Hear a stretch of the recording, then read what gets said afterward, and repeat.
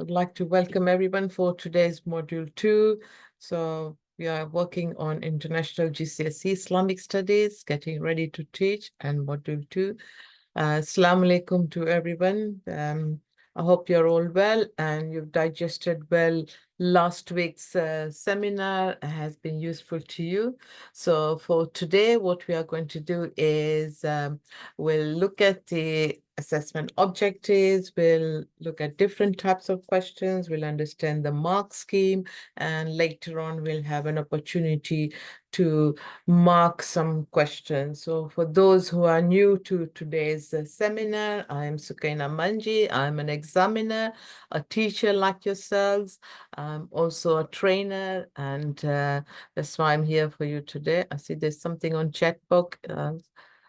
Thank you, Walaikum Salam. So if there's anything to do with technical, please let Fina know. Otherwise, anything to do with today's module, just type into the chat box, and later on we'll have an opportunity if you want to speak on mic as well and come on camera. So the main focus of today is, I'll just go on to my next slide. Okay. Our aim is to understand the assessment objectives for the qualification. We'll then understand the question types. So slightly repeat from last week where we looked at the questions, but today we'll actually understand the question types. We'll then look at the mark schemes for the qualification, and you will then have an opportunity to become examiners where you will practice marking mark schemes using exemplar student work. And then or at the end, you'll have an opportunity to understand the support that Pearson provides around assessment and all those different exemplars that are there as well. Last week, I shared with you the website as well. I hope for those who are here last week, you managed to have a second look at the website and this has been useful to you. So just before we continue any further, what I'd like to do is just for the benefit of those who may have not been here last week, for those who have been here last week, you can still respond to this as well. And I think we'll add on one question where you can talk about the weather around you as well. So just let me know how the weather is around you. So within the chat box, if you can actually talk, respond to how many years have you been teaching the International GCSE Islamiyat or Islamic Studies, the new module, and in which country you are. I know last week we had people from Egypt, we had people from Pakistan, we had people from UAE. Let's see if we've got some new people as well today. And how many students you have, and if you can end off by saying what the weather is like at your end. So I'll just give you 2 minutes to work on this, please. Thank you very much. I'll open up the chat box in the meantime.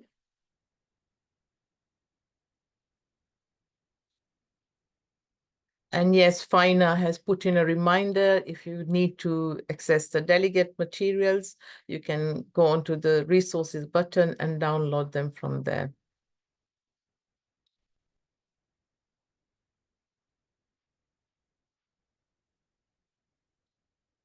Right, Abu Bakr from UAE, 20 students. So that's a nice number within the classroom. And for 2 years, that's good. Again, perhaps I know the weather might be very warm on your side, but for the benefit of others as well, you can just put how the weather is on your side. Thank you. And perhaps in the meantime, we'll hear from others as well.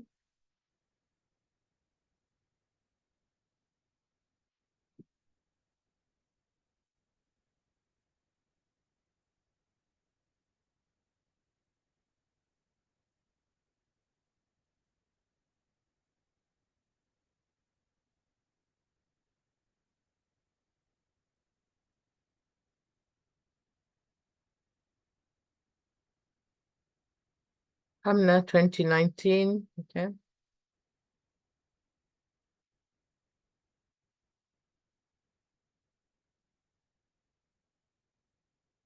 Walaikum salam.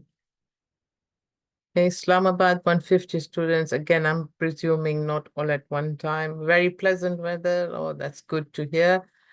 Another colleague from Pakistan, George, the Cambridge, and now you Okay, moved on to Pearson last year.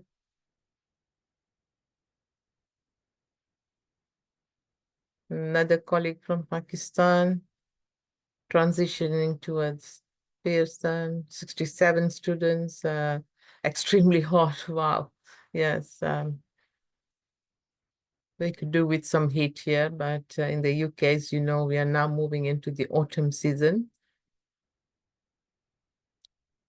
Right, Muhammad from Egypt, 40 students, five years. Good, thank you. Rosima,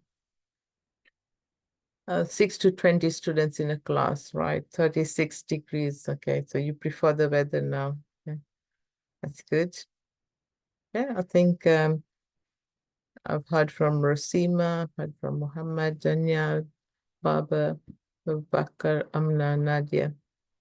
Okay, most of you have already responded, so at least we have some idea of who you are and where you are. That's good, thank you. So we'll then move on to the next slide where we will.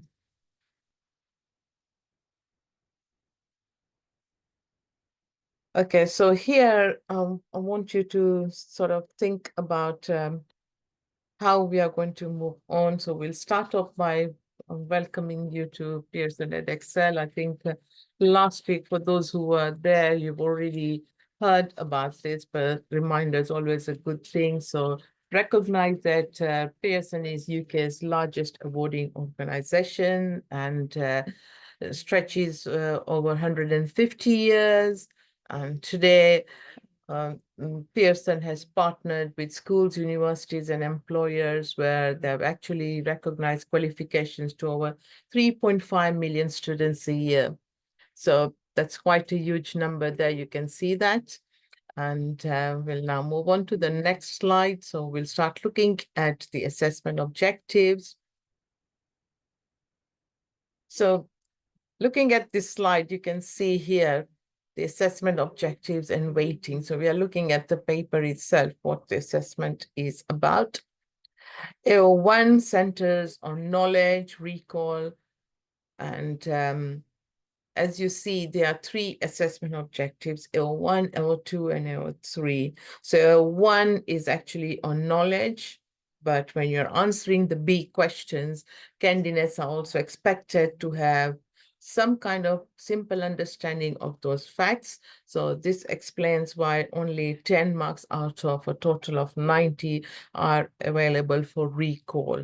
So as you can see, it's just 33% of the paper where only 10 marks will be on recall. If we look at AO2, AO2 is demonstrating understanding of key concepts and themes in relation to the faith, history, and teaching of Islam. So basically here, the weighting is 40% of the paper. And then if we move on to AO3, this is where it is the ability of analyzing, and students need to interpret key questions and issues. And within that, they have to interpret the issues that are raised in the questions and to analyze them more from more than one perspective. So we are asking for two-sided answer. So whenever there is an analysis, there's a need for a two-sided answer. So hopefully you've looked at AO1, AO2, and AO3. Okay. So let's go deeply into each of these. Now, when we look at this AO1, it is more about recalling, selecting and communicating knowledge and understanding of relevance from faith and history of Islam. Now, this L1 is assessed in the A and the B questions, and part A questions are simply calling for recalling of relevant facts. So these are very clear in terms of when you've looked at the questions, they're very clear to you. But if you look at the B question, this actually requires factual recall.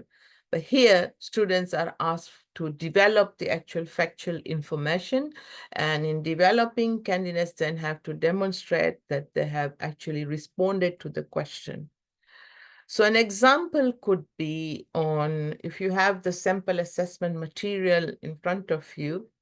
If not, I will very quickly, I think, share it with you so that everybody else can see it as well. Let me just see if I can bring it. Assessment material, we are looking at question 4B. If I go on page,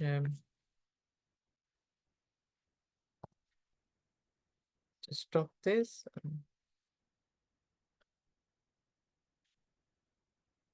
So 4B, the question is, describe what the Quran teaches about Allah as creator. Now, this is a question where students need to think about because it's worth 3 marks. So they start off with a simple factual recall. So for the first mark, they could actually say the Quran teaches that Allah created everything there is. So we are looking at this indicative response here. So that could be a mark easily. They can then develop this answer by saying he created everything out of nothing. So something along those lines, and then which would then give them a second mark. Finally, for the third mark, they could then end at how Allah's power is there. So this is a sign of Allah's power. So these two parts here are actually demonstrating that the candidate has written something without really picking it up. So they've understood the question and they've responded accordingly to it. So this is about understanding the question really well, developing. So remember, it's the initial point and then developing it further. Okay. So I'll just stop sharing this and we'll go back to our slides. Let me see if there's anything on. All right, okay, point explain. We'll see if we can work on that later on. Thank you. Let me just bring Amna. So this is L1. Now, L1 is also assessed in the C part question in terms of how it's the correct understanding underpinned by correct knowledge. So obviously, students need to have the knowledge before they can actually respond to the C questions. So let's move on to AO2 now. Okay. L2 is where students are actually looking at fairly well understood here, demonstrating key concept and themes. And this assessment objective is within the C and D questions. So in part C, the command, there'll always be a command word in the questions, which will always be explain. So explain why something is important, for example, or explain why it is significant in the development of Islam. So there's always something to do with explaining. This is what part C is about. And then if we move on to the D questions, there is the same requirement, but then without which it would be impossible to actually frame the question response, but there's also a requirement to respond to AO3. So basically in the D question that you have to have that analysis within you in order to build that understanding. So therefore, if you don't have the understanding, you will not be able to analyze. So basically, the first is needed before you can move on to the analysis itself. So students need to be able to understand this before they can actually move on to analyze whatever is being asked of them. Okay. If we now move on to AO3. So if you look at AO3, this is often referred to simply as evaluation. So in the past, in RS papers in general, this might have invited candidates to present 2 points of view. One of them where they would be denying the value of some aspect of religious belief. Whilst here in this paper, this approach is not there because this is a faith paper such. Therefore, there's no aspect of denying anything on Islam. Okay. So if we look at the D questions, they will always have a discursive element to them. So the command word would be assess. The need to demonstrate a greater understanding of the issue that's been raised in front of them, and it has to be brought from more than one perspective. So again, remember, this is not actually telling the candidates to deny something. No questions will be set on that kind of demands. It will always be about giving another response. What other response could be given to them? So I'll show you for that an example which would help. So let's go back to the sample assessment material and see how the example would help you.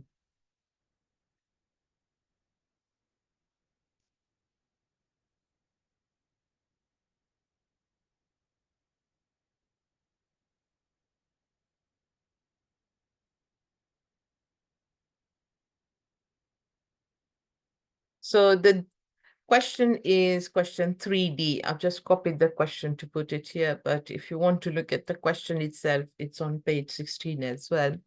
So you have Surah Kul Wallah in front of you, Surah Tawheed, which is talking about, say, Allah, He is one, and Allah being the eternal refuge, and He neither begets nor is born, nor is there somebody who is equal to Him. I've just paraphrased it, but I'm sure you can get the context of it.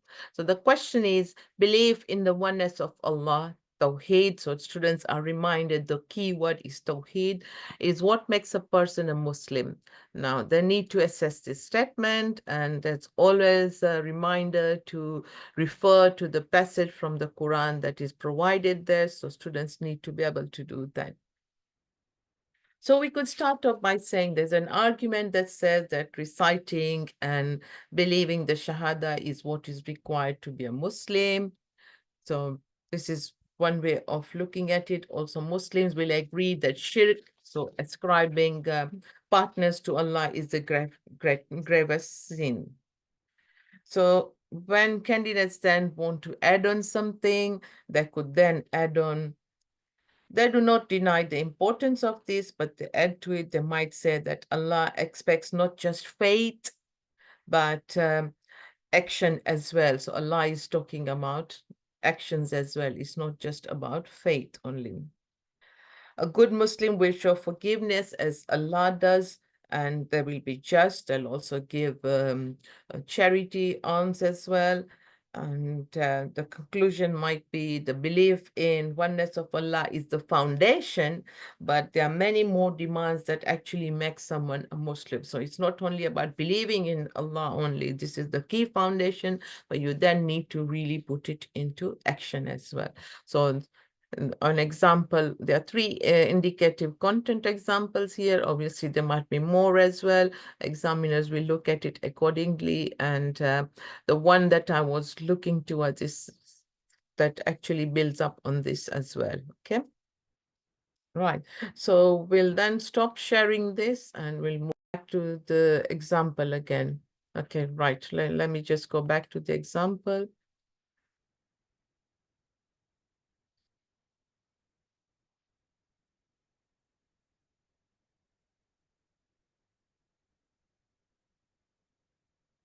Okay. So I think what you are trying to say here is that link to the passage. Okay, Allah being merciful. So you want the first example, the one that we,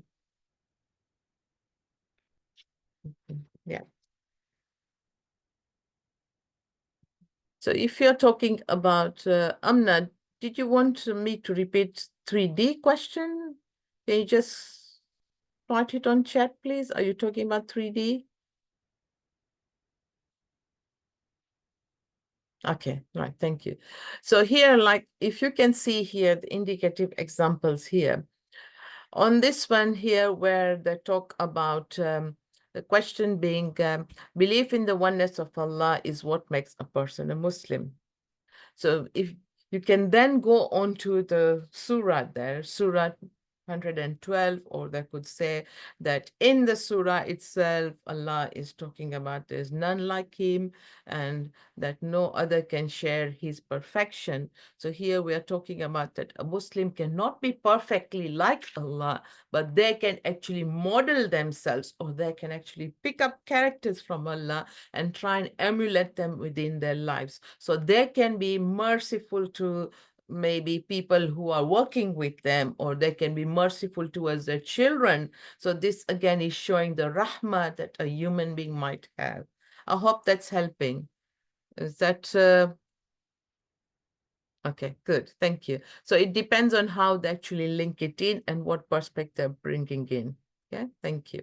So remember, as I said last week, these are just 16-year-olds. We don't want them to do a real tadabbur or a real tafsir into a depth one. We want them to do a surface level. So in the classroom, you might bring this surah up in front of them, and you might just use it as a way of helping them understand how could they relate it to any question that comes to them. So they could say, here, if you can see, the text is actually talking about there's no one like him. What does it mean? What is Allah trying to tell us here? Does that mean we human beings will never be like him? And then students start thinking about, yes, we can never be like him, because firstly, we needed parents to be born.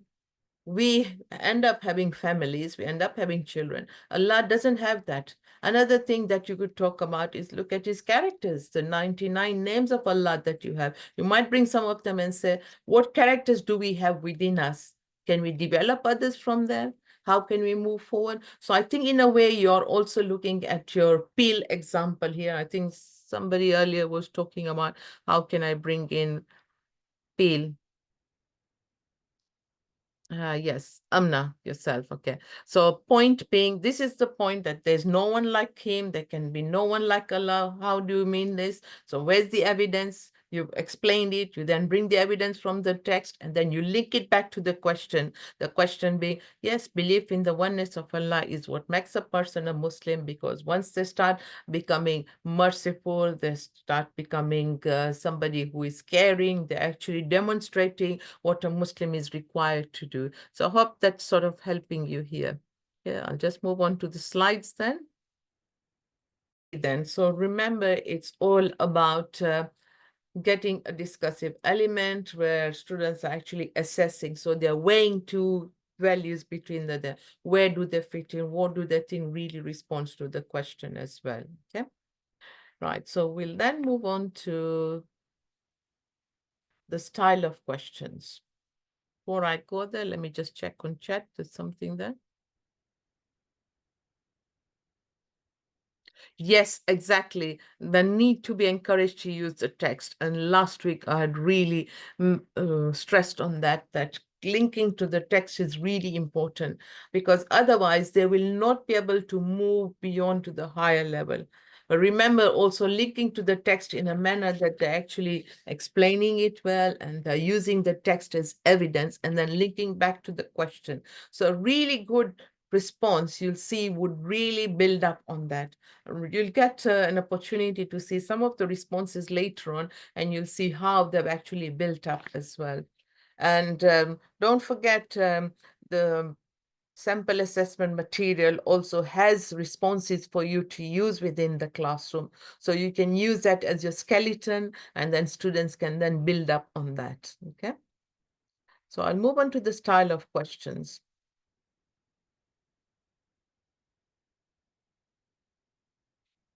So just a reminder that the format of the exam is there are 3 sections, and these correspond to the 3 sections within the specification. If you remember, we had 3 sections of the specification, the first one being about the Prophet, the second one being about the community, the Muslim community during the time of the Prophet, and section C being about the Muslims today. So basically, if you think about it, so what if I'm a Muslim? What do I do? This is where section C is actually fitting in.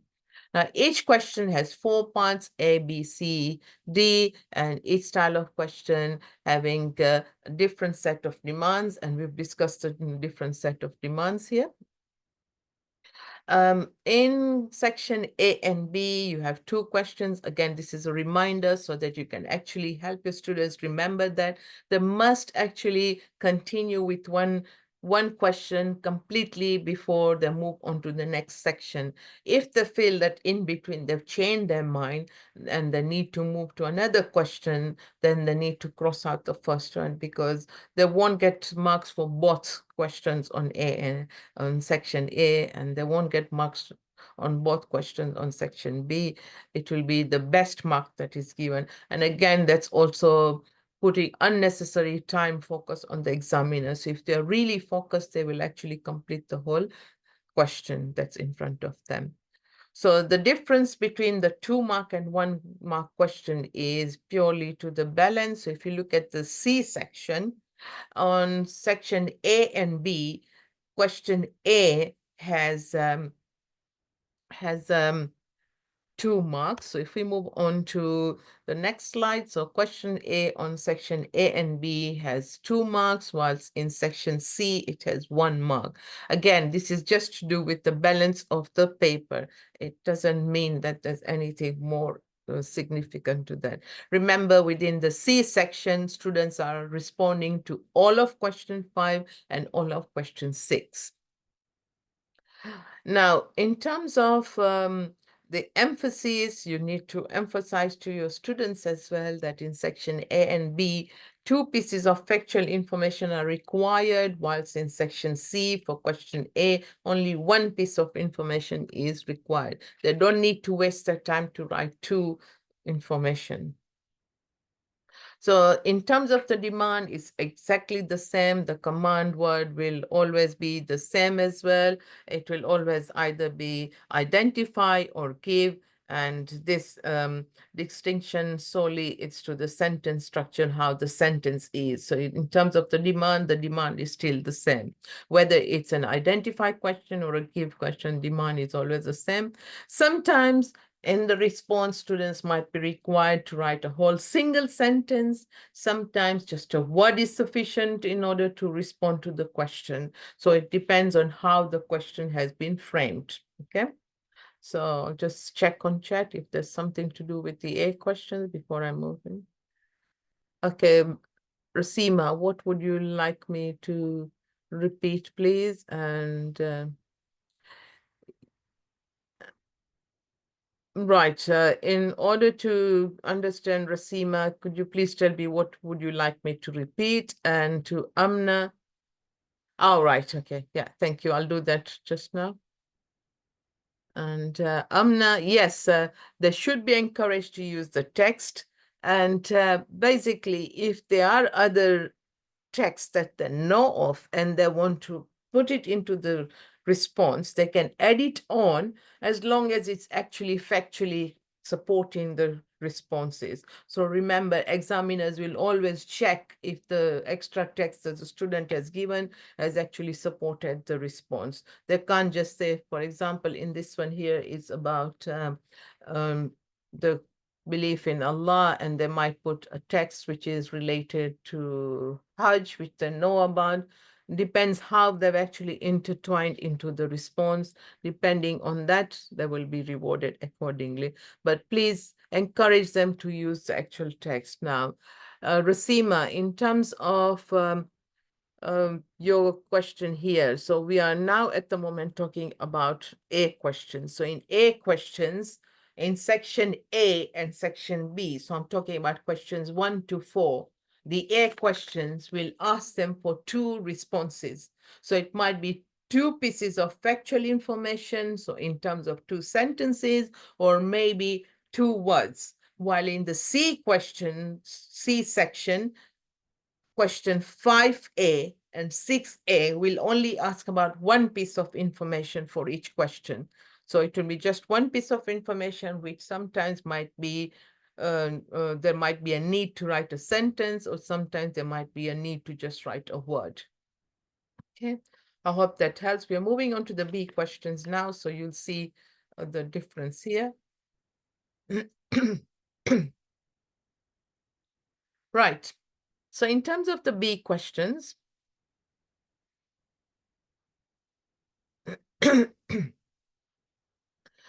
B questions are identical across all sections of the exam paper, so you don't have a difference here. The only difference was in the A questions, okay?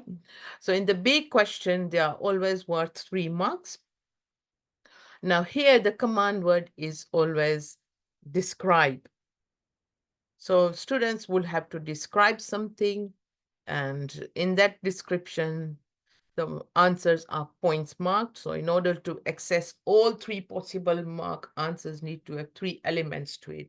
We are starting off with the statement of factual information. So one statement of factual information, which is there, and then it needs 2 extra sentences to actually show that how this is developed. So the students have to start off with 1 factual information and then 2 extra sentences to develop that piece of initial information that they have in front of them. Now, if we look at it, in terms of the answer and how important it is, basically what we are saying is adding 2 layers of development is important in terms of the first line being developed. But if the students starts then writing just 3 factual responses, they are not going to get 3 marks for it. They have to be able to actually develop the initial point that's in front of them. So if a student ends up writing 3 factual pieces of information, what will happen is the examiner will just give 1 mark for the 1 piece of information that might be actually correct within that. Therefore, it's important that develop the initial point of information that they have given to this question. Let me just see what's in the chat box. Okay, good. Okay, Rasima, I hope you've now got the B question. So the B question, remember, just a reminder very quickly, this is 3 marks, and describe what is the command. And we start off by initial factual information, and then they did 2 extra pieces to develop the information through. So it has to be really layered out rather than just having 3 simple points out there. Okay. So we'll then move on to the C questions. So in terms of the levels for marking this, we'll look at it later on in the training. For now, I just want you to very quickly read through this, and then I'll sort of recapture it again. So just pick up anything that you might want to question on. Just give you a minute to read through this.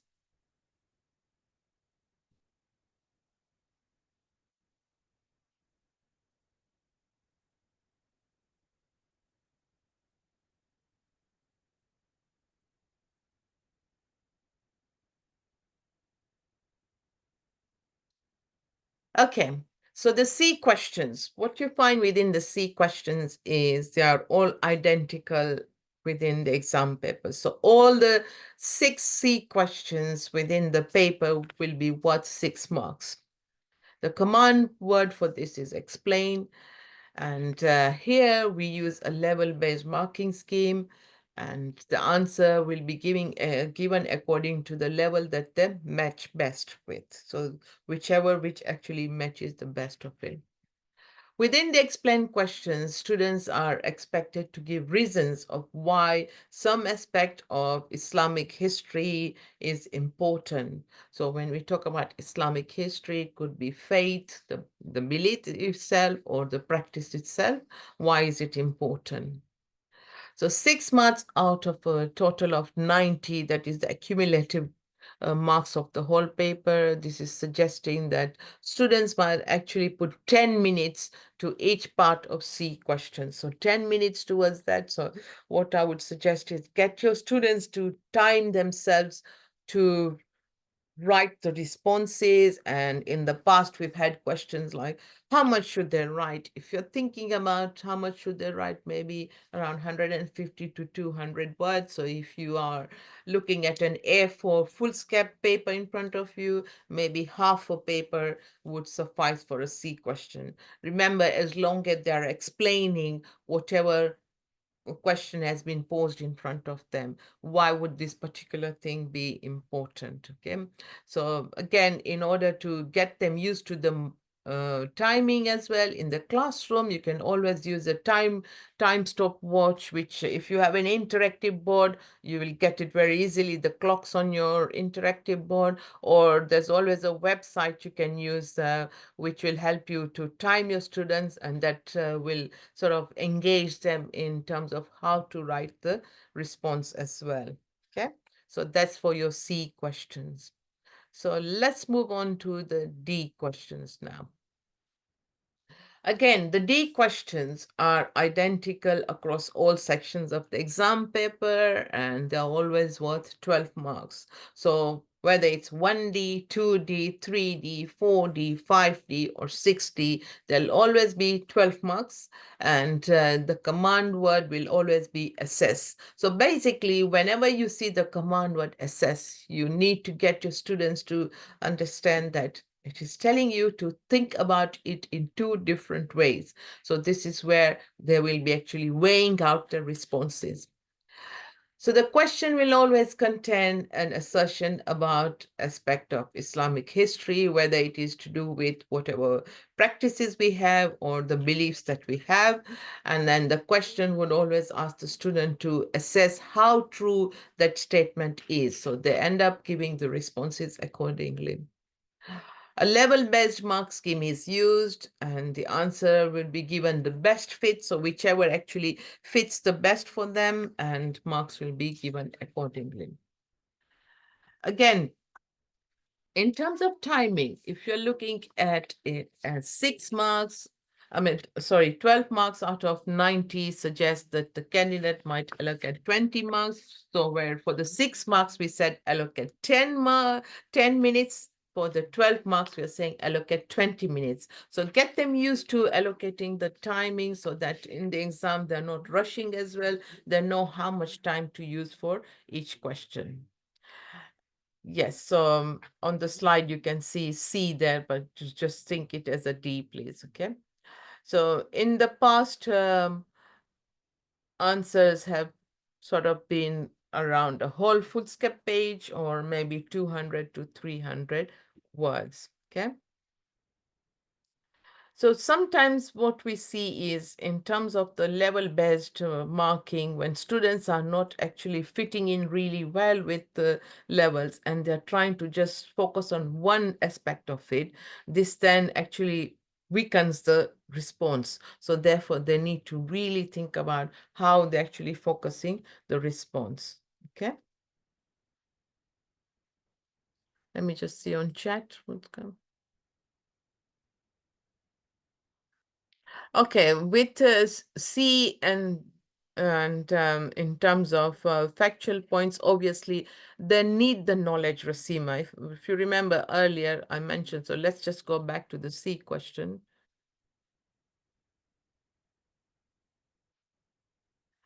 Here, they're explaining something in the C question. So for everybody else here, we've just gone back one slide so that we can just recap on the C questions. Now, in order to explain something, they already need to be able to have the knowledge of something. So they must have the factual information ready within themselves in order to explain whatever the demand of the question is.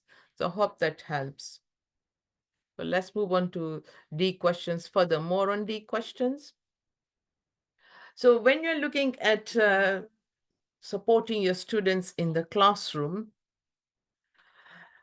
think about how they would provide an argument. They would have reasons for it and evidence. So this is where argument is your point. You've got your reasons, you're explaining it, and evidence is the next E, and then you're linking back to whatever is asserted in the question.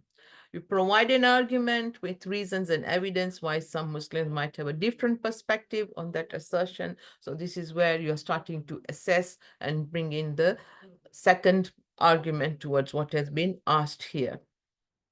Okay. There is a very great importance of using the Quranic text or hadith, and this can be used to support the point of view, that the initial point of view or the other point of view. So somebody was asking earlier about, can other sources be used? Yes, they can be used, but remember, as long as it's factually correct. They need to be actually factually correct, and they're actually linking into the response. So if we look at overall, a conclusion may not be necessary, but it actually really helps explain. So the students actually, once they start concluding, they're actually helping to see which point is the strongest side of the discussion. So they will then start thinking, okay, my initial point is not really strong, but the one that is counter argument towards it, that is really strong. And this is why I would agree with that. So this actually helps the students. So get them used to writing a conclusion. As I said, it is not essential, but if you get them to write into it, then they're actually drawing up the argument really well, and they're actually strengthening their responses as well.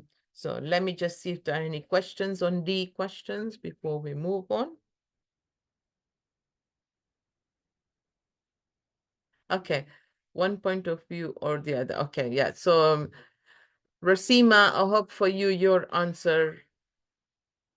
Rasima, first, could I hear from you if your answer was responded to, and then I'll then pick up Eric's question and Amna's question. Okay, so Eric, one point of view or the others. Okay, what I mean is where one point of view got the initial argument. So they're providing an argument with reason and evidence why Muslims may agree with whatever the question has been asked of them. And the other is the opposite with reasons and evidence why Muslims might have a different perspective. So remember, we are not talking about denying something. We are talking about having a different perspective. We did look at an example last week. For example, if there's something to do with fasting, so Muslims may, so what the candidate might say, Muslims may agree with fasting because this is something that Allah has asked them to do, and they might link it to the text that's in front of them. I haven't got a text in front of me at the moment, but I'm just giving you a paraphrased example here.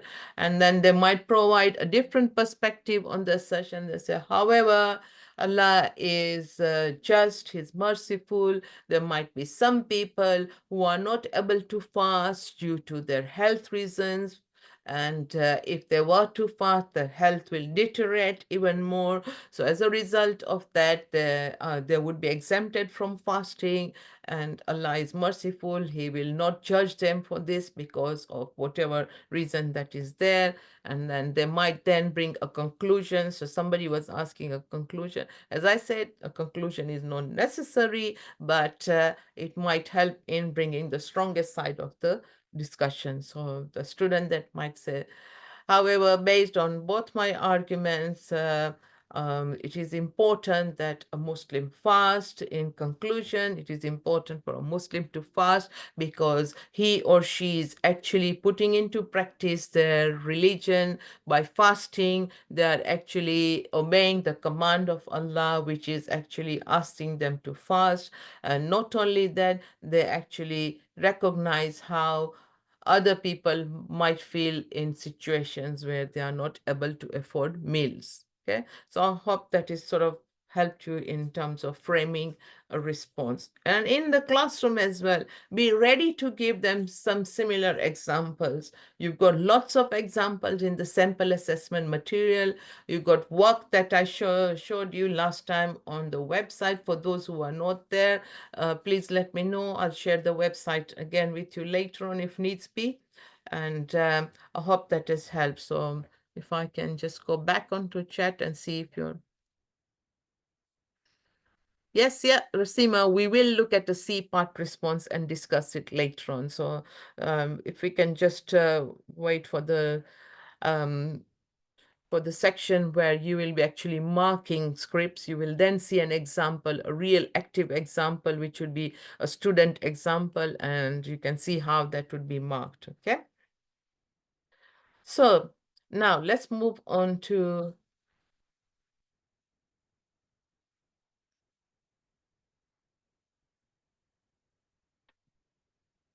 Right, Amna. In terms of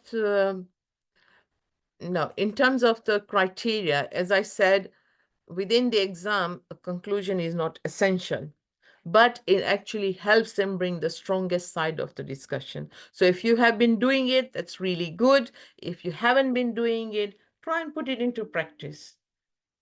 An example that you might give to your students is, again, let's just look at, if we are not looking at the questions, let's look at an example of a simple example they might have at home.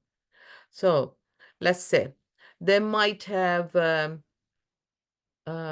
two types of fruit in front of them, and you want them to get into practice of what fruit would actually benefit them. Okay, so you might say you have a banana on your left hand and you have a mango in your right hand. I want you to think about which fruit is more beneficial for you. Is it the left hand banana or the right hand mango? So then they start writing, the banana might be beneficial to me because A, it has a lot of potassium and you can just peel off the skin and bin it off. The right hand, however, on the other side, the mango might have even more potassium, but then it is difficult to remove the skin. And in conclusion, a banana would be more useful for them. So you can see how they're just weighing up. I've just used a simple example to help you understand. You can do that in this classroom as well to support your students, okay? So I'll just put off my camera again. So it's just helping with the bandwidth as well and concentration as well. Right, so let's look at how the mark scheme works.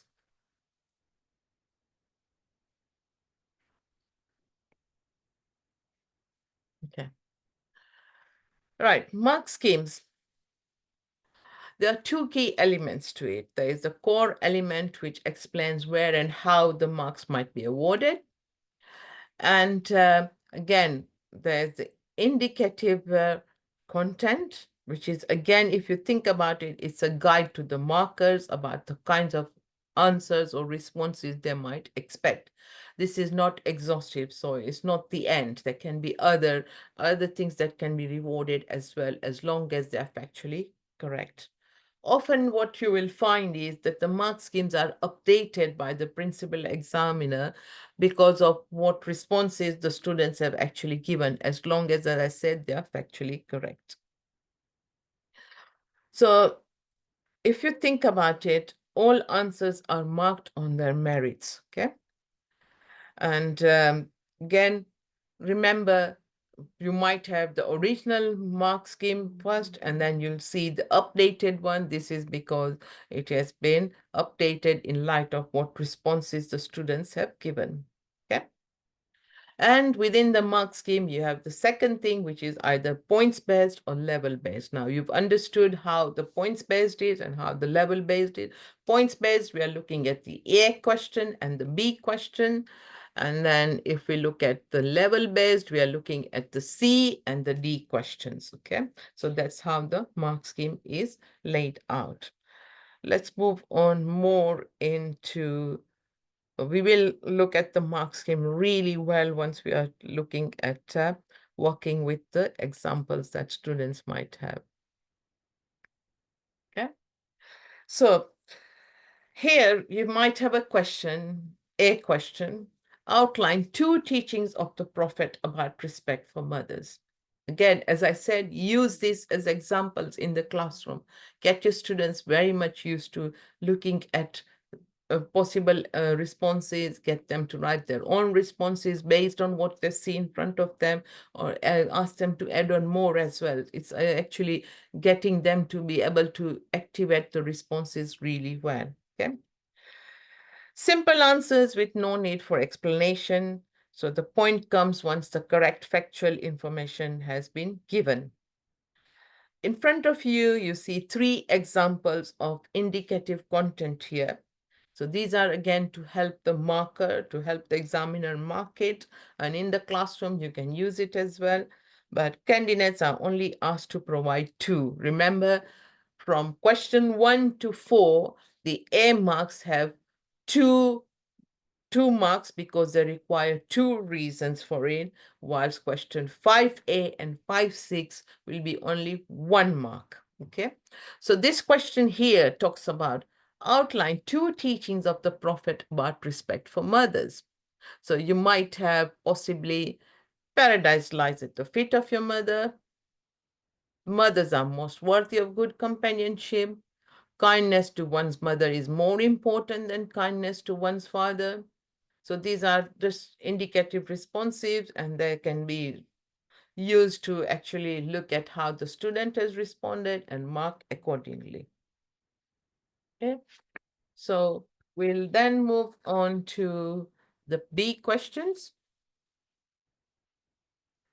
Now, remember, B questions are points marked, a point being awarded after each separate requirement is fulfilled. So there are 2 examples here in front of you in terms of the responses. So candidates only need to provide 1 example. Within 1 example, what we are talking about is one actual information, which is then layered up by 2 development information. So they're developing the response. So in the exam, if in the classroom, to get them used to exam practicing, you might think of an onion.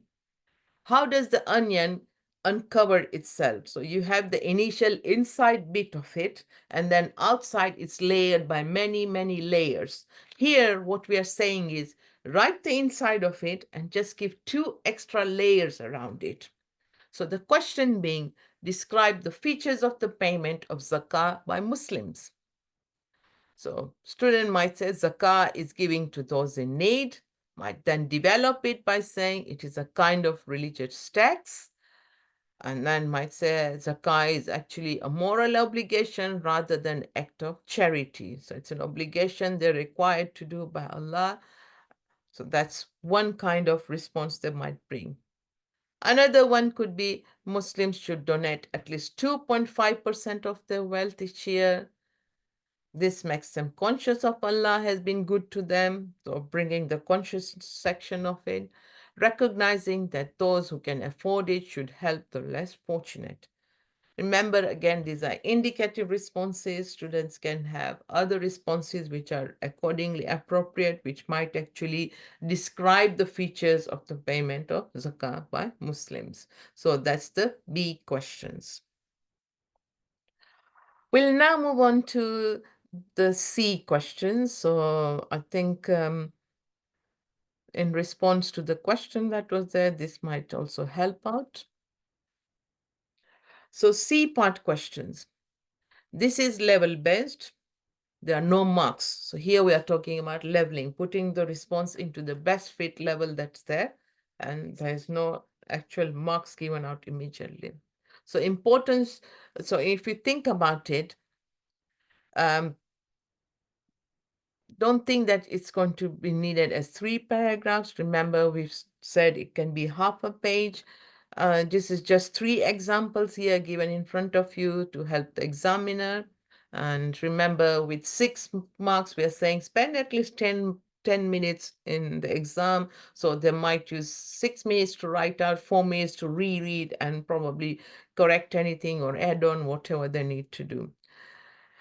Basically, the fuller and more insightful the answer, the more likely it will be that they will get the higher levels. You will see in a minute how the levels are marked. Let's look at some indicative responses. So the question being, explain the importance for Muslims of the belief that Allah is merciful. A possible response could be Allah understands the weakness of human beings and that they will make mistakes and sin from time to time. So this is AO1. Remember, AO1 is understanding knowledge. Allah's understanding of human weakness means that He will have mercy on those who stray, and that gives human beings the strength to continue to try to be good and faithful. So they are actually explaining it, they're actually layering it up here. So they have actually given the importance of it, why. Another explanation could be the Quran clearly teaches that Allah is willing to forgive even very serious offenses, provided a sinner is clearly sorry and asks forgiveness. One, so that's knowledge. The Prophet's many examples of forgiveness in his life are understood by Muslims as a reflection of the forgiveness shown by Allah so they can have a confidence in Allah's forgiveness and live their faith in joy. That's the AO2. Another example could be Muslims believe in the reality of heaven, so Jannah, as a place of reward for those who repent.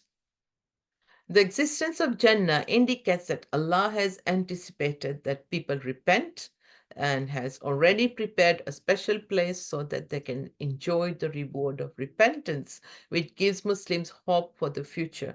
So you can see three different responses, indicative responses here in front of you, where number one is talking about the weakness of human beings and how Allah has mercy on those who stray.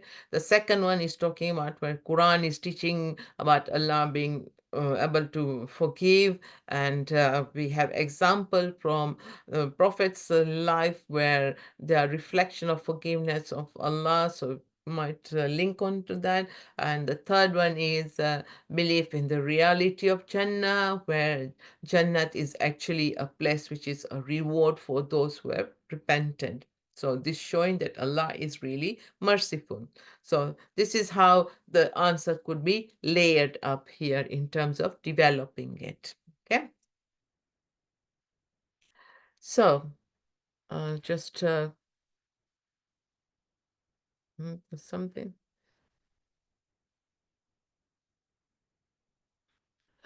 Right. So when we are talking about Rosima, you wanted to see a C response here, yeah? So I've shown you a C response. It says AO1 and AO2. Yes, so what we are saying is AO1 has to be written out well. So if you look at this example here, yes, it could be 3 marks to that, or it could be sometimes what you might see is AO1 might get the initial 3 marks there, but then the explanation is not really good, so they won't move any further. As I said, these are not points based, these are level based. So we start putting them into levels. Just let's look at an example of a level and how we would mark it, okay? So if I just move on to my next slide. Here, in terms of the leveling, if there is something where the student just rambles on and hasn't really responded to the question, so we will not be able to give any marks for that. Yes, you need to explain a structure to the students, and I'll show you how you can explain the structure. So if you look at this, so remember the question was describe the features, the question was explain the importance for Muslims of the belief that Allah is merciful, okay? Now I've shown you examples how they could do that. Let's look at how they might be rewarded. If we look at level 1, which is 1 to 2 marks, here, student is actually using limited facts, some which may be inaccurate. So I might write something, but may be very inaccurate and not actually build up on that. And in terms of the AO2, they have a narrow understanding of it. So let's look at the response that they might have. So they might have probably saying, Muslims believe in reality of Jannah, and so, but then they might actually not really address how they can be developed further. So obviously that response would just remain in level 1. If they were to really use those good facts that they have, which are really accurate, then they're starting to move into level 2. The students then understand the range of concepts that are there in front of them, but they're not really developing it. So they would remain in level 2. Again, in level 2, you got 2 marks. They can either get 3 or 4. And then if a student is actually using all the facts, so for example, the response might actually talk about how the Quran is teaching that Allah is willing to forgive, and in terms of forgiveness, how Allah will forgive those who have sinned in this life. And it is important that human beings understand that Allah is merciful and He will not just punish on the day of judgment, because there have been examples for us during the Prophet's time as well, how things have happened. Also, you might build up onto Jannat would be a place where a person would end up after having done a lot of good things on this earth as well. So just building up those responses, okay? And again, as I said, it will become more clear once we start doing the marking activity. So bear on to that, okay? Thank you. Let's move on to the D questions now. Before I move on, I think there's something here. Okay, Amna, in the C question, you don't need to add Quran verses, but if the student knows something and they add on, obviously, then they would have excellent use of facts. Yeah, so they would be able to use more as long as they're linking in why are they doing it. Remember, those Quran ayats are only for the D questions, okay? Thank you. So let's move on to the D questions now. Now, the D question, again, this is level-based. So there are no marks assigned. So you can't actually say this will get this mark, this will get this mark. Obviously, there need to be a balance of marks there. So you have the AO2 having 6 marks and the AO3 having six marks as well. So where they're explaining it and AO3 is actually going deeply into it, they will get further 6 marks. Again, depending on the weighting of the response that they have. So again, don't bear any importance to that there are 3 paragraphs here. It's just that the third paragraph is also showing you an example of how to look from a different perspective. So when we talk about example of providing a different perspective, what we are doing is by comparing how Muslims understand whatever the question is asking about, okay? So in here, in this question, it talks about assess the importance to Muslims of the belief in Prophet Muhammad, peace be upon him, as the seal of the prophets. Now remember, the command word is assess. So always, whenever we are talking about assessing, we are saying which is better. So whatever response you are giving, which is better. So therefore, you start getting your students used to it. So the first response probably could be to us. The title signifies that Muhammad is the last of the line of prophets and that no further prophets will come after him. Because Prophet Muhammad is the final prophet, Muslims should consider the Quran, supported by the Sunnah of the Prophet, to be the perfect and unchangeable revelation of Allah. As it says in Surah 33, Allah's knowledge is total and perfect. He has full knowledge of all things. AO3. So obviously, Surah 33, there might be a text from Surah 33 that is in front of them, and therefore it has been linked on. Another example could be,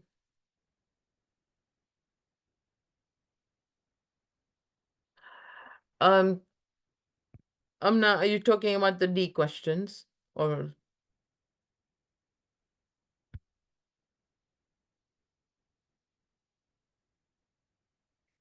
Yes, in terms of the way they link into the text, student doesn't need to copy the whole of the text. Okay, yeah.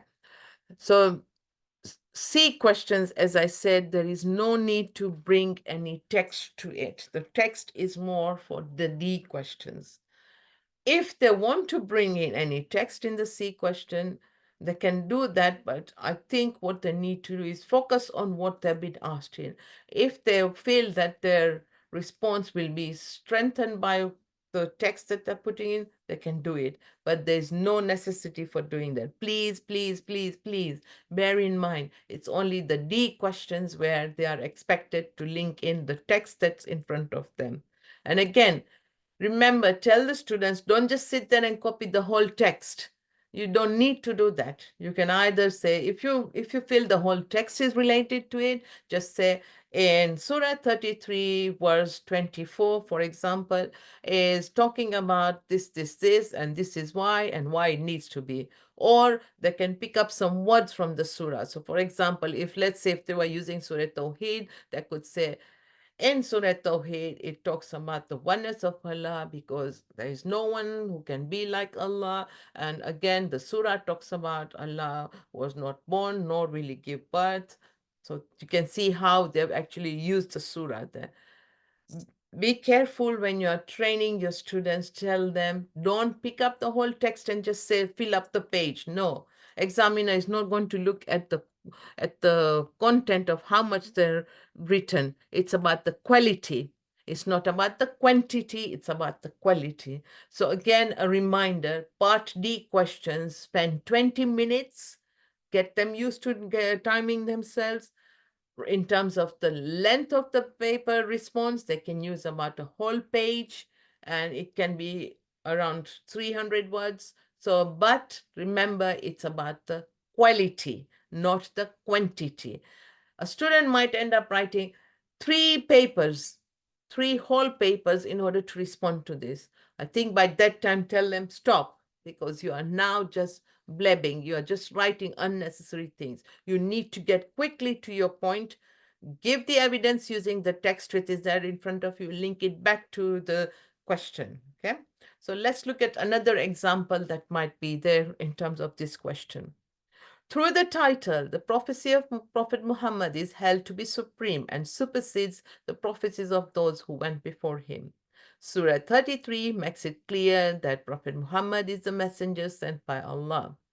Because of the status given to the Prophet by Allah, Muslims should look to the example of the Prophet's life to give them an example of how they should behave, confident that this will gain reward from Allah. Again, this is an indicative context, so something along those lines, if the answer sort of matches to that, they get quick responses to that. Another one, it is indicated in the Quran that his life and his interpretation of the Quran carries authority. The title is a contrast to the beliefs of other religions, such as a Messiah is needed to save people from their sins. The title does not confer divine status, and Muslims believe that it's only by their own behavior that they can expect to achieve Jannah, not because someone else has saved them. This is supported by Surah 33, which shows that it was Allah Himself who conferred the title on Prophet Muhammad. Here you can see that in this response here, this example here, different perspective has been given and how they are comparing how Muslims might understand the Prophet with the way other religions might understand their own religious leaders. So basically, the fuller and more insightful the answer, the more likely it will be awarded the higher level marks. So let's try and see how the levels work.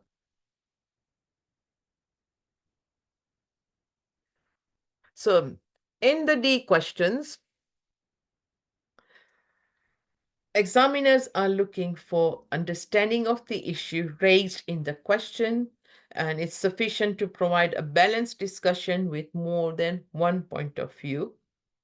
Using the text to develop the answer. So remember the D questions, you need the text that's in front of you. And again, a reminder, students don't need to translate it from Arabic. The translation is already given to them.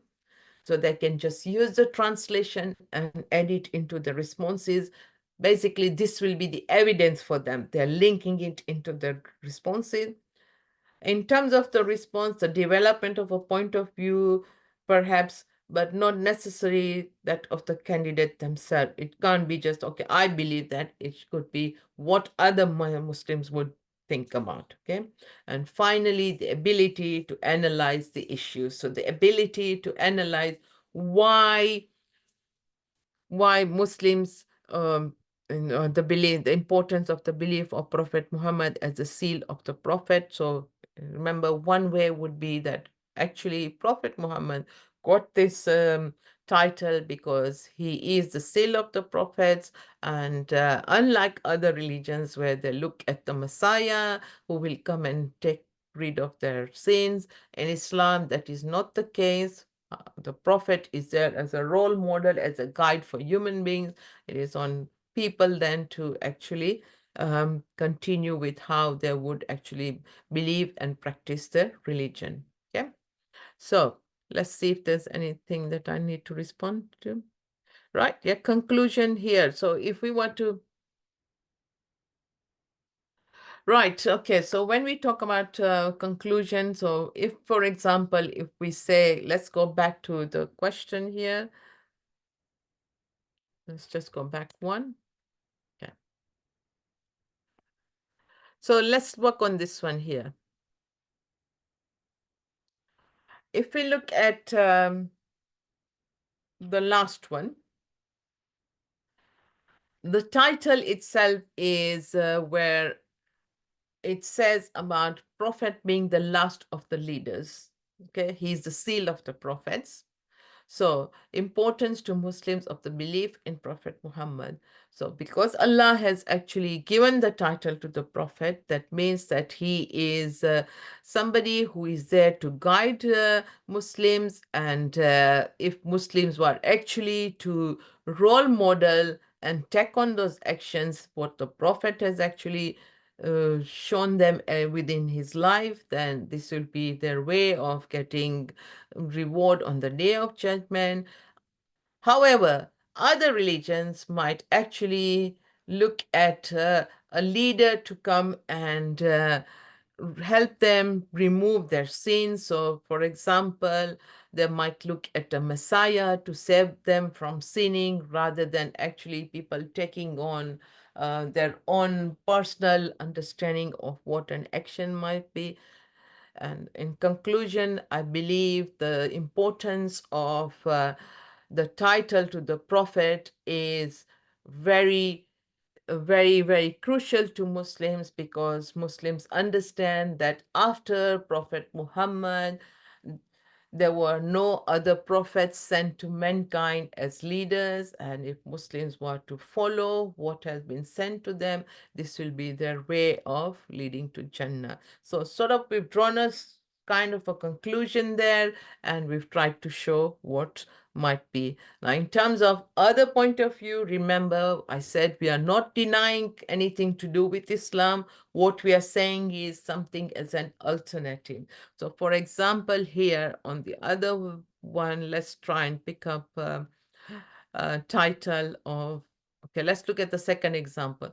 Through the title, the prophecy of Muhammad is held to be supreme and supersedes the prophecies of those who went before him. Surah 33 makes it clear that Muhammad is a messenger sent by Allah.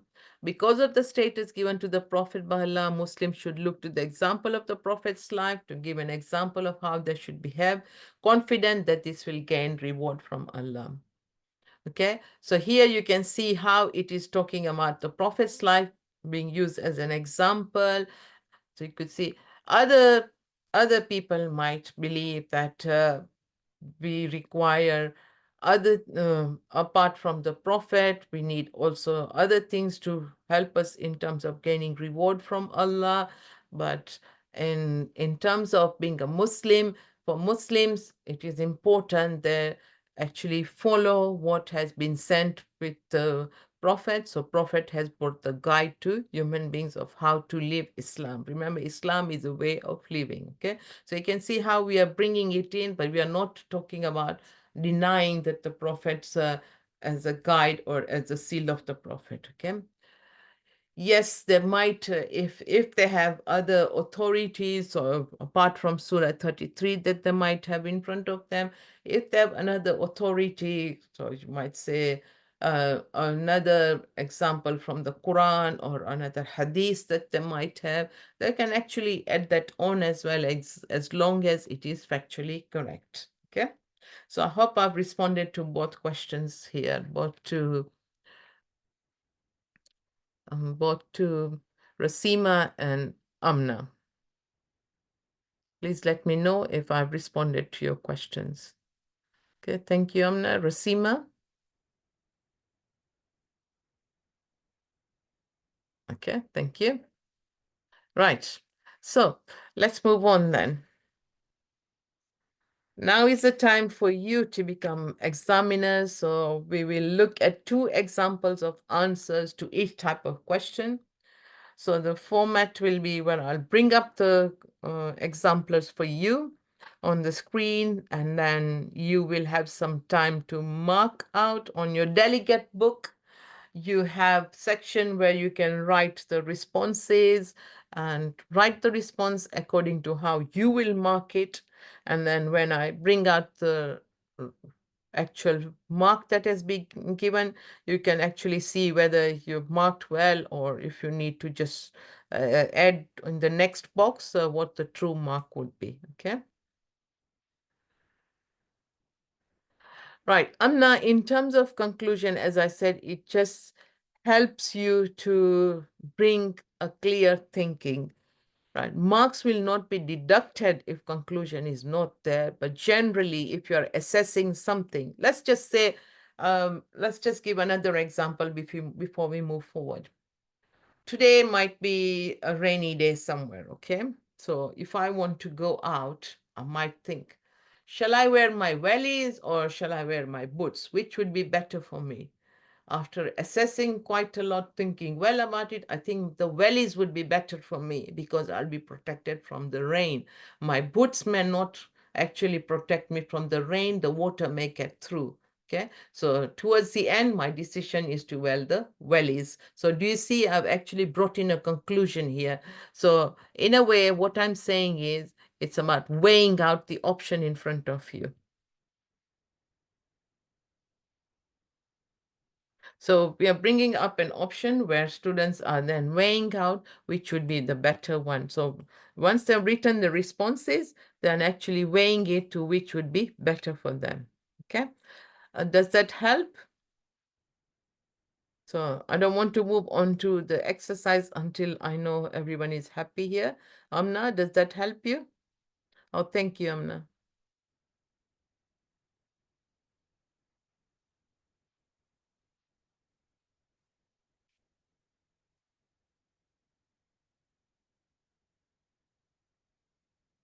Okay.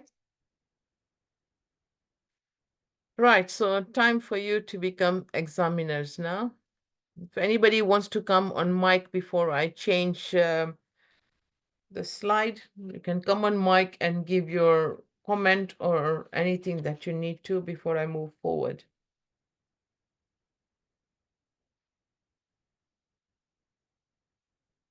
Okay, nobody. Right, we'll move on then. So remember, part A question, these are point-based. So we are looking at 1 mark for each correct answer. So in terms of answers, remember, you look at the indicative, what is there, and you try and mark it. Okay, so the question is outline 2 teachings of the Prophet about respect for mothers. So there's 2 marks for it. So assuming this might be an A question in either section A or section B, because there are 2 marks to it. So I'll just bring up the question for you to mark. So I need to stop this, and then I need to share 1A with you.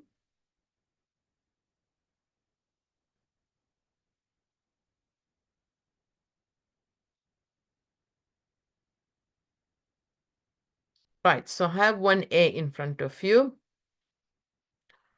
Remember, the question is outline 2 teachings of the Prophet about respect for mothers. So they get 2 marks for this. You have example 1 and example 2 in front of you. Very quickly think about the responses that could fit in here. And I'll just show you what kind of responses that we are looking at. Remember, we are talking about teachings of the Prophet, okay?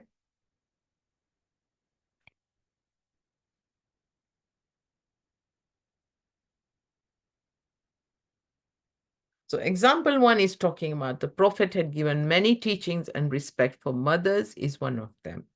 The Prophet has said that don't talk to your mother in loud voice and help them in any way you can. give whatever marks you feel would be correct for this one.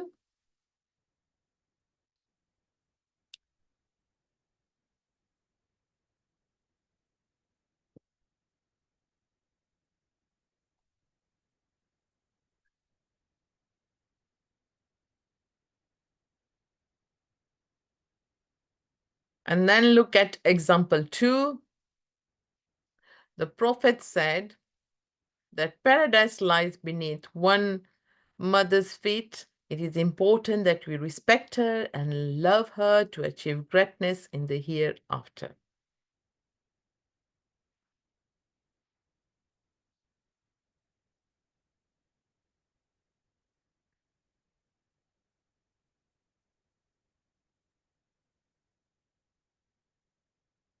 Okay, so I'll just bring up my slides again.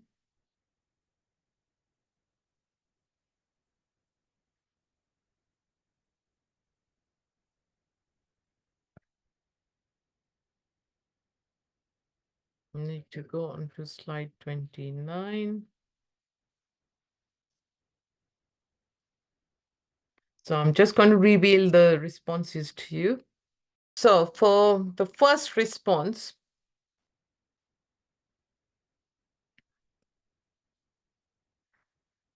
this received no marks. In the first example, the student was just generalizing. There were no actual teachings there. Remember, this question was looking for actual teachings, and there were a sufficient number of these that I could have called upon, not a general sense of the kinds of things that the prophet might have said. So we are looking at actual teachings. Okay? And within the second one, the candidate scored 1 out of 2 possible marks. The first teaching is correct. What follows is development, an effort to explain what this teaching means. I mean, it's actually really good that the student has tried to do this, trying to develop, but the mark scheme only requires 2 distinctive teachings. So therefore, it's important they would give 2 distinctive teachings. So if you manage to get the marks correct, give yourself a pat. If you need to write the correct marks against your marks, please do so now. Remember, example 1 is no marks. Example 2 is 1 mark. Okay, Amna, I'll see you later. I'm not sure what 2:45 means for you. Does that, because over here it's still morning. So does that mean it's going to take you very long? I don't know. It's 10:24 here in the UK. Yeah, well, I hope you can reach us very quickly. In 15 minutes. Okay. All right. So I hope it's 1:50.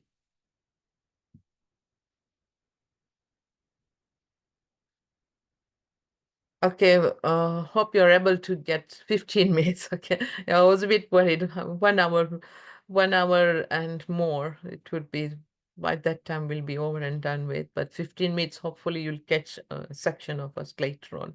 Okay, I'll see you later on, Amna. Thank you. So let's move on then. So we'll then move on to the B questions. So remember, these are points based. So 1B, 2B, 3B, 4B, 5B, 6B will always have 6 marks. There'll always be 3 marks, not 6 marks. I'm talking about 6 questions across the breadth. Sorry about that. So 3 marks forever for B questions. Okay. 1 mark for a correct piece of factual information, and then 2 extra marks for developing that response. So the question is, describe how the conversion of Umar helped the early Muslim community. Remember, we are looking at 1 factual information with 2 extra developments for that first factual information that is there. So let's have a look at the examples and then you can mark it. So I'll just try and stop this share and, or let me see if I can bring it. Okay, yeah, good. Okay, so example 1. Umar was a man who was feared in Makkah, and when he did something, no one dared to defy him. When he converted to Islam, he announced to the people of Makkah and dared them to touch him. This gave morale to believers, and they were not in the hiding anymore. So that's one example that you need to mark. Try and see when what mark this student would get. Once you've done that, then move on to the second one.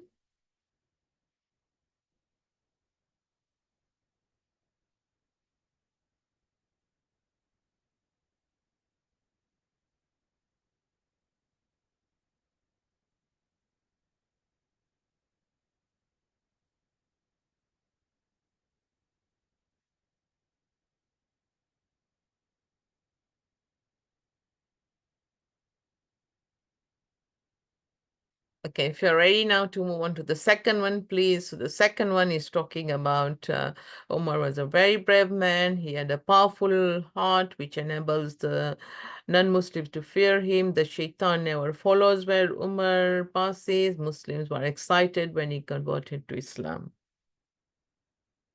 So quick minute for you to mark this.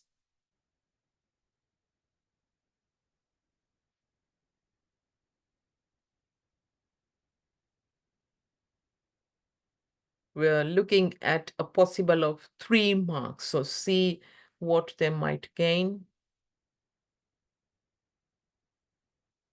Okay. So we've had some responses coming through. Thank you. So in the first example, if you look at it, 3 marks out of 3, the example clearly addresses the question. So it's got full 3 marks there. People followed Umar's example, maybe out of fear. So 1 mark for that. This gave morale to believers, and they felt they did not need to hide any longer. So 2 extra marks for 2 brief developments. So the student has actually developed the initial point that is there. So therefore, this one gets the full 3 out of 3. However, example 2, there's quite a lot of irrelevant comments going on in that response. It does not actually address the specific question. Remember, the question was about describe how the conversion helped the early Islamic community. So here, it's not actually addressing the impact of the conversion on the Muslim community, and it's just talking about what he was. So there's 1 mark for saying that his conversion excited Muslims, and a beloved, and the mark was allowed in reverse for the earlier point about how Umar's actions caused fear in non-believers. So as a result of that, he or she for this response would get 2 out of 3 marks. So if you are somebody who's got the correct marks, give yourself a pat. And if you need to, please write down the actual marks for those 2, please. Thank you. All right, so I'll now go back to my slides.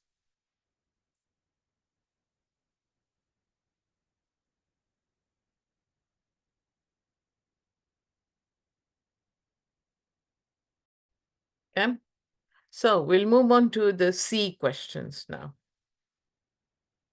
The C question. Remember, these are the questions where you start getting levels. So students need to remember this is a level question, and as a teacher in the classroom, you can mark your students' response according to which is the most appropriate within the level best, okay, and give them the marks accordingly. In the same manner here today, you are going to be marking 2 responses, and you will be giving marks accordingly. So the question is explain. The command word is explain. Explain why performing Hajj is important for many Muslims. Marks are 6 marks. And in terms of leveling, remember, if there's nothing that is really relevant to it, you give them a 0 mark. And if there's something that maybe they've used limited facts, you get them maybe level 1, probably 2 if you feel really that if they don't really fit in, give them 1. Level 2, you can have good facts. So basically you might say level 1 is limited, level 2 is good, level 3 is excellent. And then within all three of them, you have 2 layers as well. Okay, so depending on what. Okay, yeah, Nadia, I'll see you soon. Remembering on what they have fitted in. So I'll bring in the examples. I'll just share with you the responses. And there's a lot of shuffling between documents today.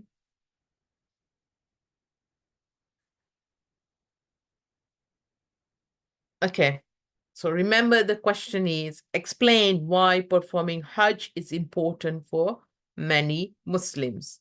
Now you can see the responses in front of you, and if you can just mark that, please. So 1 minute for response 1, and then I'll ask you to move forward for response 2.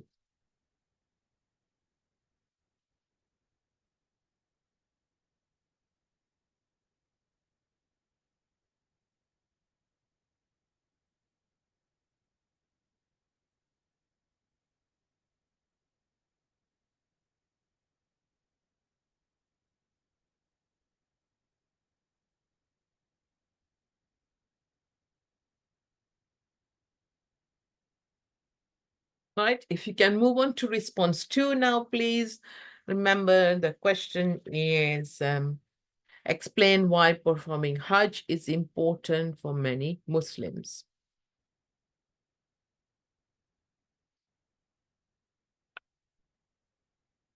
I'll give you 2 minutes to mark this response because it's slightly longer than the first one.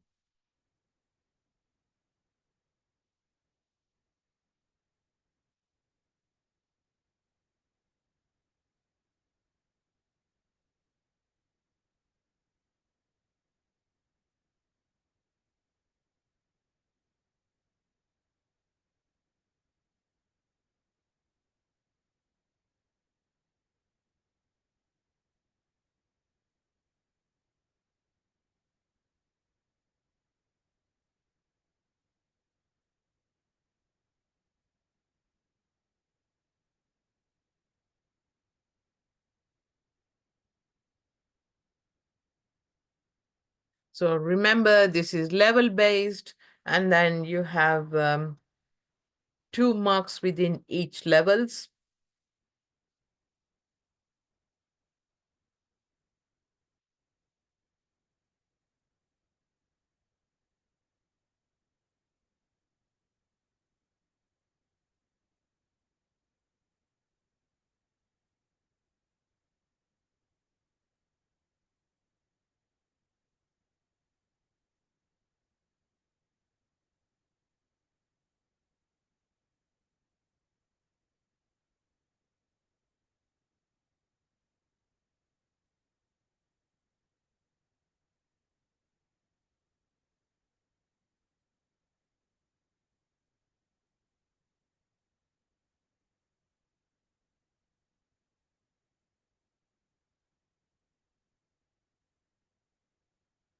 Okay, so let's start marking. Okay, is that 2 for the first one or the second one, Muhammad?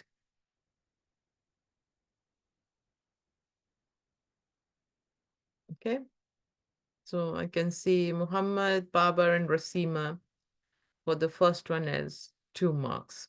Okay, so and Babar says second one is 6 marks. Okay, right.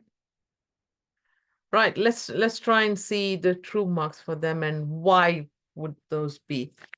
So in the first example, let's look at the response. When a Muslim goes to Hajj, they complete one of the 5 pillars of Islam.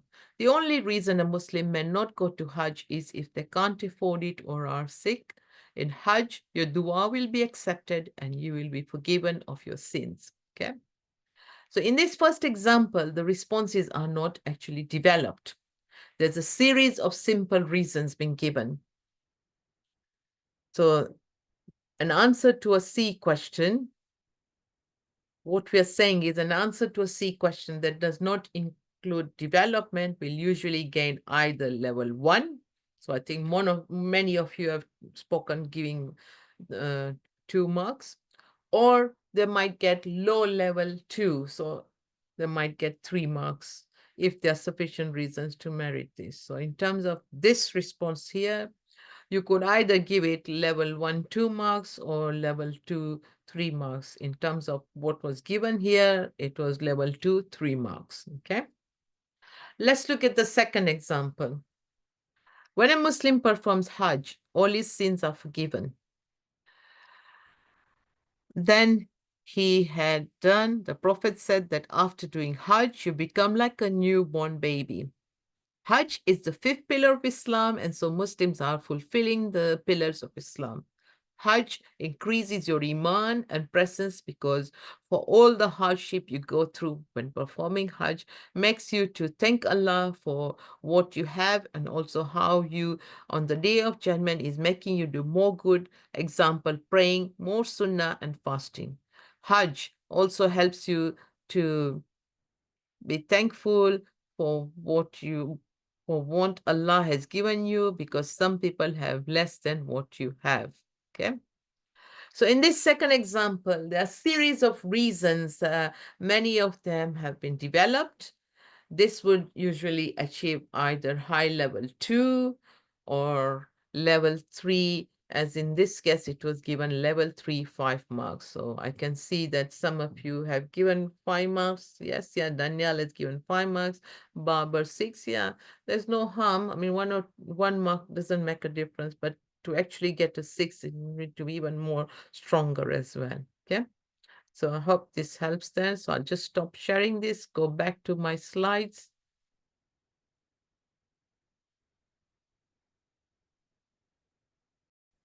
And these are the true responses. Please make a note of it so you have it in front of you. Thank you. So in the second example, in order to get the extra mark, an example of extended development point would be needed. So for 6 marks, they need to show what the level would be, how it would be really linking in, understanding a broad range of concepts which are fully developed. So if we look at a 6 mark level, let's try and bring it in.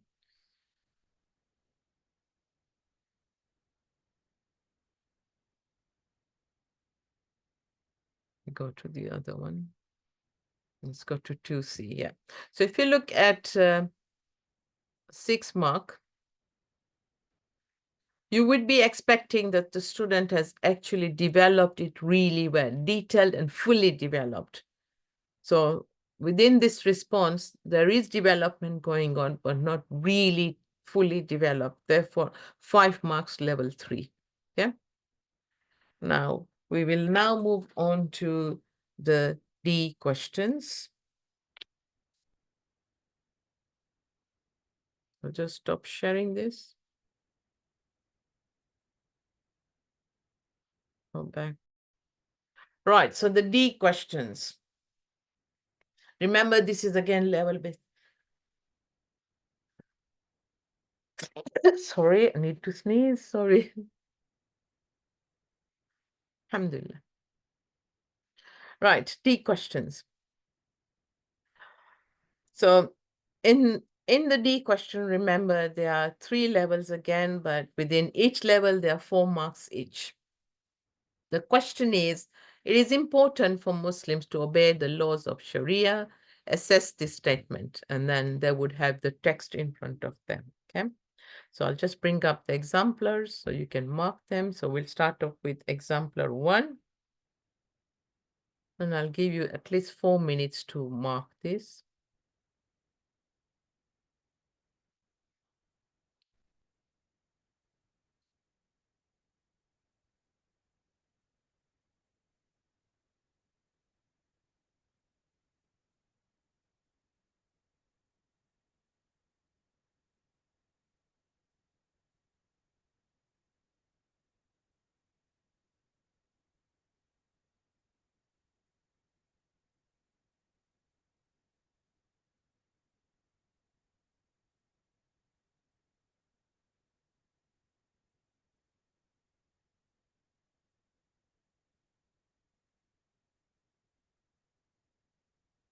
Hope you can see it properly now.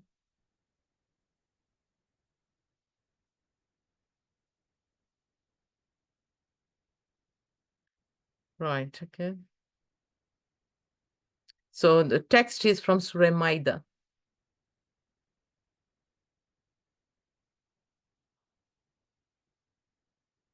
I'll just make this slightly smaller so you can see the whole of it.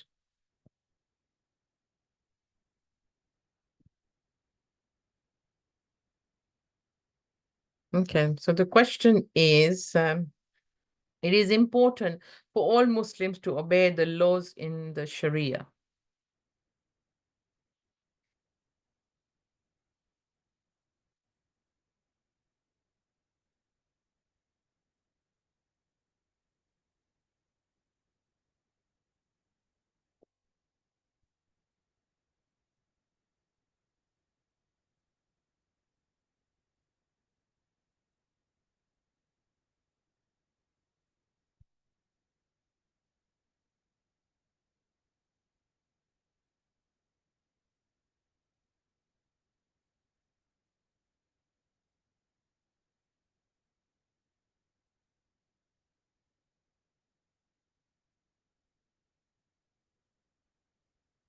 Okay, so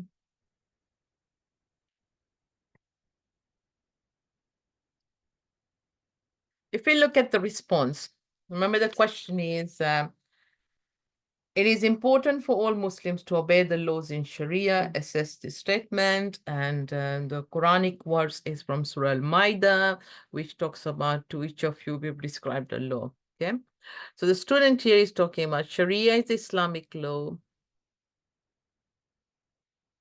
and regulation. Sharia has great significance upon Muslims. Muslims follow the Sharia to spend their life easier.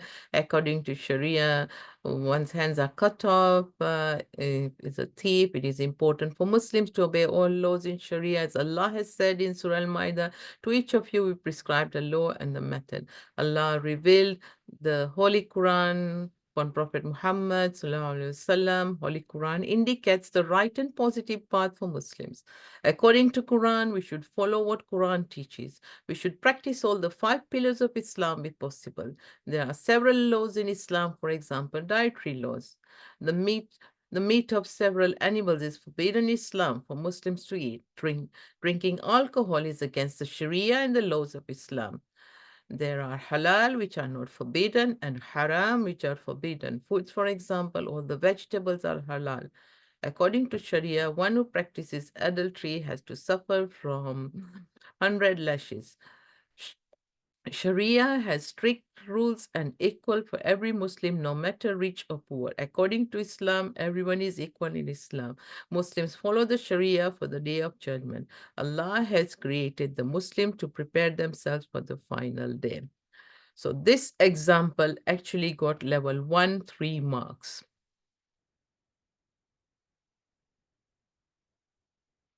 Yes, this is the complete response, Danielle.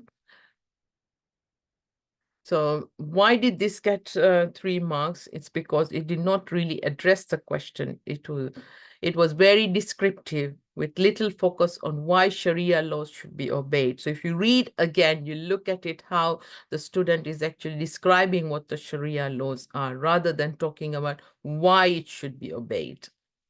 It's important to remember that the command word assess is looking for a discussion that includes the analysis of different points of view, and this is entirely lacking in this one. So the student has completely, yes, no assessment at all. So there's no assessing at all. It's very much descriptive, telling you what the Sharia law is, okay? What we want is for them to tell us why they should be obeyed by a Muslim, okay? So I'll just stop sharing this example and I'll share the next script for 1D where you will have at least 2 minutes to mark. Okay, I hope you can see the whole response.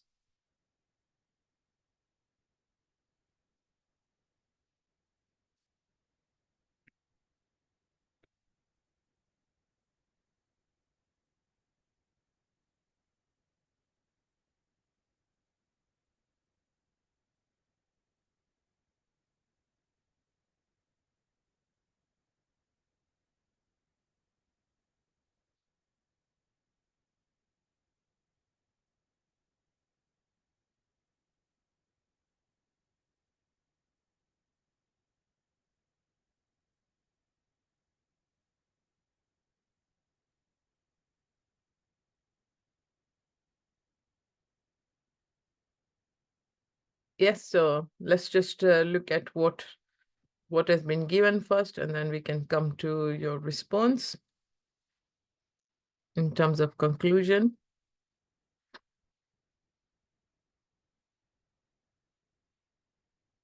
So remember, the question is about important for all Muslims to obey the laws in Sharia.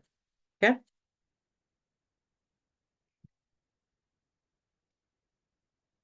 Right. Let's see what. Yes, we want a balanced argument. Remember, Daniel Hassan. We are looking at. If you're assessing, you need to assess from both sides of the argument. Okay?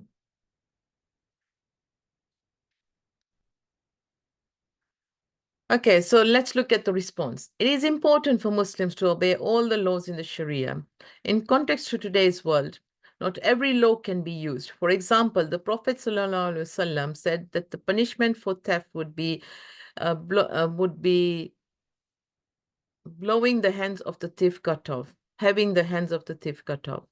This law, though correct, cannot be used in today's time, for it is too brutal of a crime, and if used, then would most probably result in Islamophobic people in all parts of the world misinterpreting the law as an act of terror extremism by a terrorist.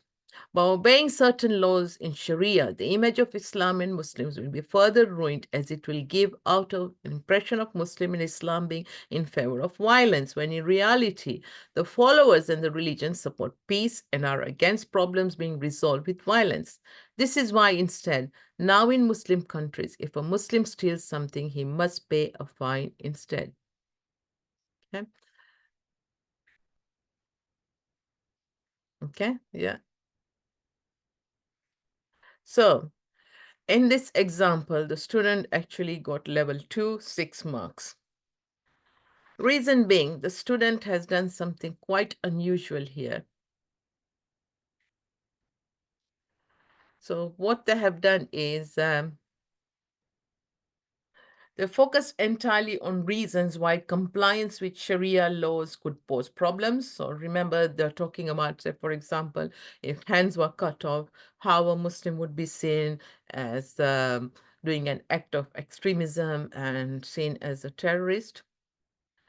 The discussion on that topic certainly had merit and was at least a partial attempt to assess the strengths of a point of view. Yes, there was no text used there. But in order to get higher marks in level 2 or even move on to level 3, the excellent criteria, it would be required to use a balanced discussion, so more than one point of view, greater development, and yes, integrating the text. And very good. Some of you have noted that the text is not used at all in this. Okay, so you can see how this one was actually pitched in the middle. So if we go back to the slides,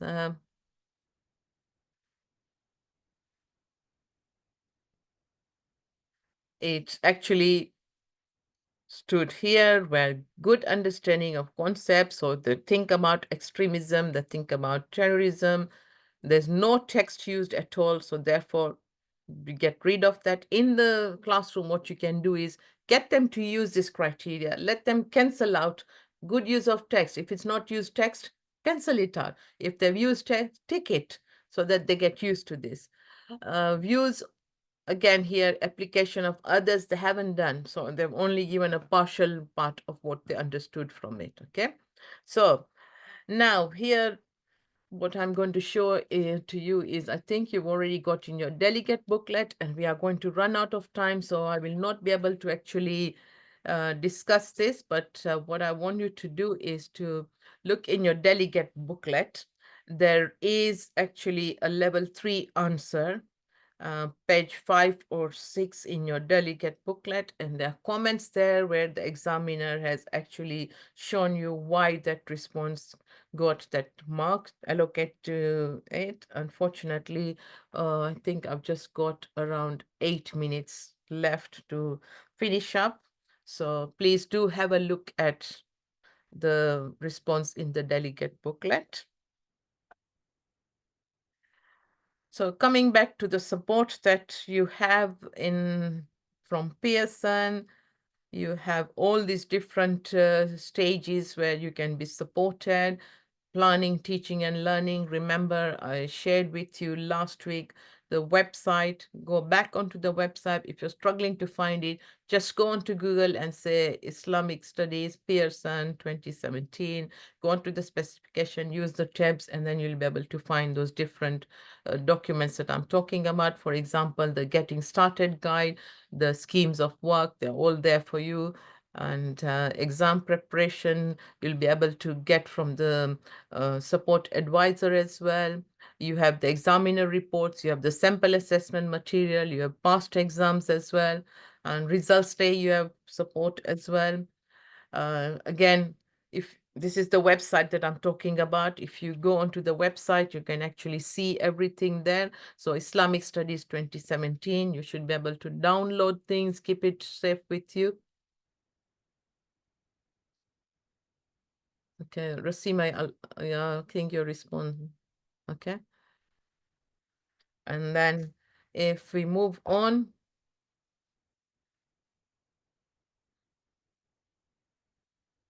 Results Plus, you have a lot of tools that can help you. So you can actually access the grades of your students as well. You can actually do mock exam results in feeding into your system as well. You can benchmark your school's performance against other Edexcel, Pearson Edexcel schools across the country as well.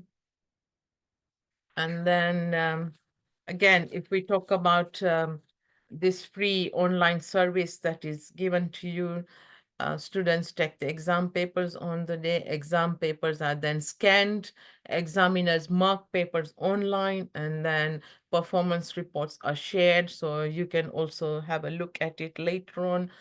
If you are either you have an examiner officer in your school, or whether you are able to access it. It's how your school works as well.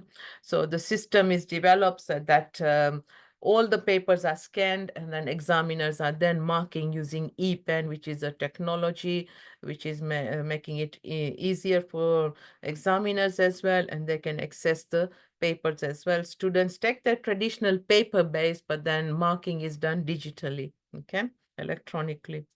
And then Exam Wizard. This is a tool which helps you make quick homework assignments, topics, and mock exams as well. You can use examiner report for insight. You can also look at existing mark schemes. So for example, like today, we looked at mark schemes as well. You should be able to access them as well. And then portal, you can access the portal as well. And finally, you have the subject advisor who is there. You can tweet out to the advisor, or you can email the advisor as well. And now is the time for questions. Let me just see on the chat if there's anything that I need to. Right, I'd like to thank each of the delegates who've taken part today, and I hope this session has been useful to you. Please do join us for any further trainings later on.